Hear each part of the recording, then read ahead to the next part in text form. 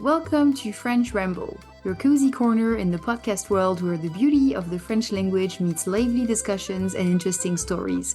Whether you're taking your first steps in French or looking to immerse yourself further, join me for a fun and slow-paced journey through book reviews, cultural deep dives, personal tales, and travel escapades. So, grab your favorite drink, get comfortable, and let's explore the richness of French life and language together. Bienvenue et bonne écoute! Aujourd'hui, je voudrais vous parler des réseaux sociaux. Les réseaux sociaux, le social network, social media, hem, pour moi, c'était une grande addiction, vraiment. Et en fait, je me suis rendu compte, j'ai réalisé que je passais tellement, tellement de temps sur les réseaux sociaux que je n'avançais pas sur des projets que j'ai dans la vie. Hem et j'ai des choses sur ma to-do list depuis littéralement 2 ans, 2 ans et demi. Enfin, c'est ridicule et donc j'ai décidé de d'arrêter.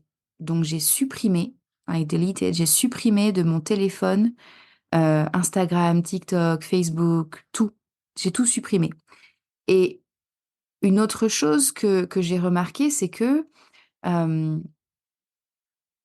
à la fin du mois, tous les mois, je suis à zéro sur mon compte en banque, my bank account et je n'ai pas un mauvais salaire. Je vraiment, je peux pas me plaindre. J'ai pas un mauvais salaire pour je suis pas, millionnaire, mais j'ai pas un mauvais salaire, surtout pour l'Espagne où beaucoup de gens ont des difficultés financières et cetera. Moi, ça va et surtout, j'ai pas de crédit, j'ai pas de dette, j'ai pas de voiture, j'ai pas de, comment dire? De prêt immobilier, like, loan for the house.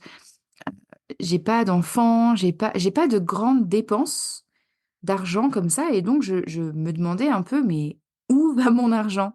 Et en fait, je pense que c'est, toutes les petites choses accumulées comme Netflix, Spotify, Amazon Prime, HBO Max, Audible, bla bla bla bla bla bla.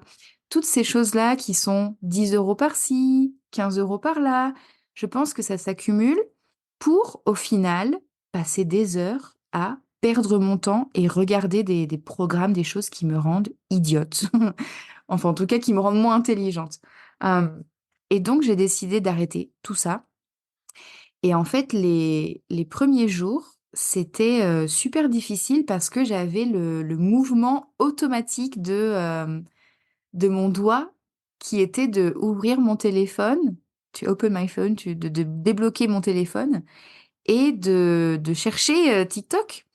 Hem et donc les 3 premiers jours, j'étais super déprimée, very depressed, très déprimée et c'est après que j'ai pensé, en fait, quand on scroll comme ça pendant des heures, hem, sur TikTok, sur Instagram, ça donne de la dopamine. Enfin, je pense, hein, je suis pas une neuroscientifique, mais je crois que ça fonctionne comme ça, qu'en fait, ça nous donne de la dopamine, on voit la vie des gens, on partage des choses et on reçoit des likes et cetera et j'imagine qu'en fait, le cerveau a une addiction à cette réaction chimique, non? Je sais pas, hein, un peu, s'il y a des docteurs ou des scientifiques qui écoutent ce podcast, s'il vous plaît, corrigez-moi. Hem et donc je pense qu'en fait, quand on arrête cette, dopamine, constante, d'un coup, bam! On arrête ça. We stop it, on arrête ça. Je pense qu'il y a un peu comme quand on arrête une drogue, très forte, on a, like withdrawal. On a des symptômes comme ça parce que le corps, il est en manque. Hem et donc je pense que j'ai eu ça pendant 3 jours où j'étais super déprimée parce que j'avais plus de dopamine, comme ça grâce à mon téléphone, quoi et j'étais vraiment, vraiment triste. Je pleurais pour aucune raison. Bref et puis après 3 jours, j'ai commencé à avoir beaucoup d'énergie. Aussi j'ai ressorti ma très vieille, Kindle, ma c'est comme une tablette, en fait, pour lire des livres, digitaux et j'ai recommencé à lire, des livres qui étaient sur ma liste depuis des années aussi J'ai commencé à être plus productive avec du matériel pour mes élèves, des PDF, des choses que j'avais un peu commencé, mais pas vraiment. Hem et donc j'ai vu une différence énorme. Je suis beaucoup moins stressée, j'ai le temps de jouer avec mes chiennes, de cuisiner, de lire, de regarder des documentaires, mais pas mettre un documentaire dans le fond, like in the background, dans le fond, mais vraiment m'asseoir et regarder un documentaire, alors qu'avant je n'avais jamais le temps de faire ça.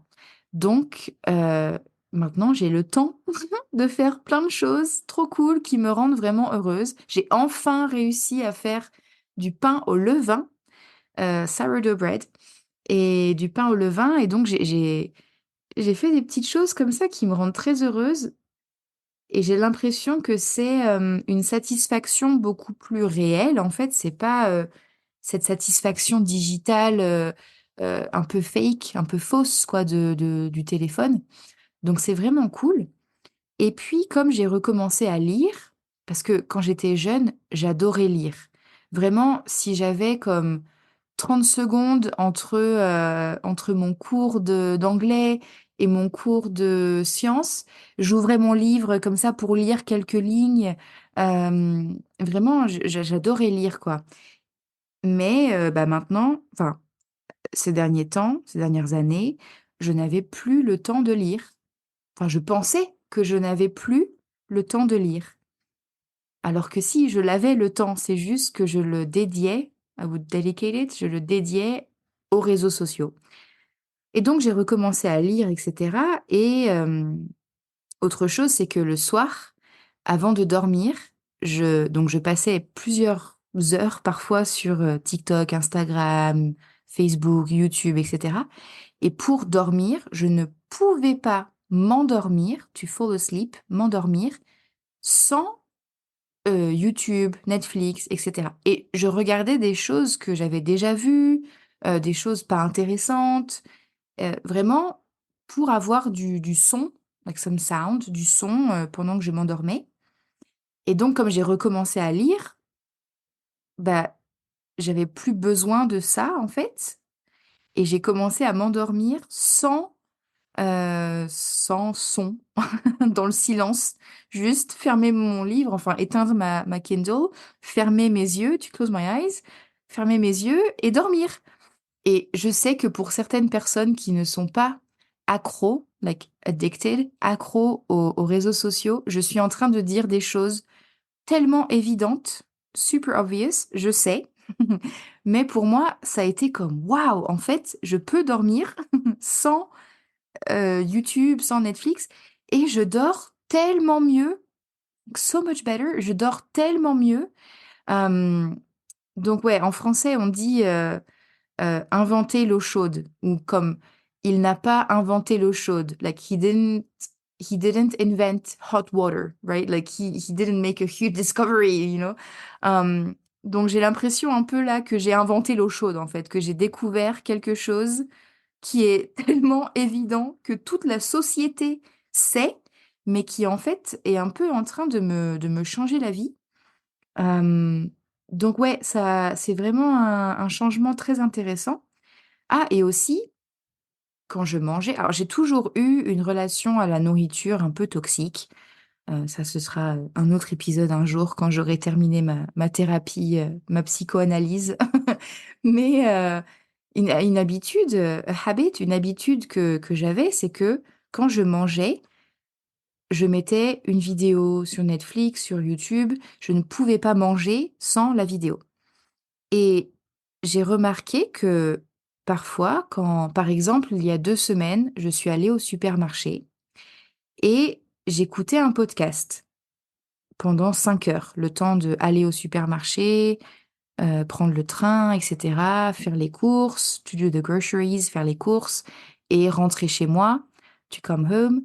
Heu, Pendant tout ce temps, j'écoutais plusieurs épisodes, multiple episodes, du podcast et je ne me souviens pas à qui j'ai parlé, qu'est-ce que j'ai acheté. Enfin, vraiment, j'étais pas du tout connectée à mon environnement, like my surroundings, mon environnement. j'étais connectée au podcast. Et en fait, je pense que quand je mange avec des vidéos, bah, je suis pas du tout connectée à ma nourriture non plus, je suis connectée à la vidéo. Et donc j'imagine que mon cerveau n'enregistre pas, like doesn't register, n'enregistre pas, le fait que je suis en train de manger. The fact that I'm eating. Et donc j'ai arrêté aussi de faire ça et je sais pas si sur le long terme, ça aura un impact sur ma santé ou sur ma mes habitudes alimentaires, ma manière de manger, je sais pas. Mais je trouve ça super intéressant.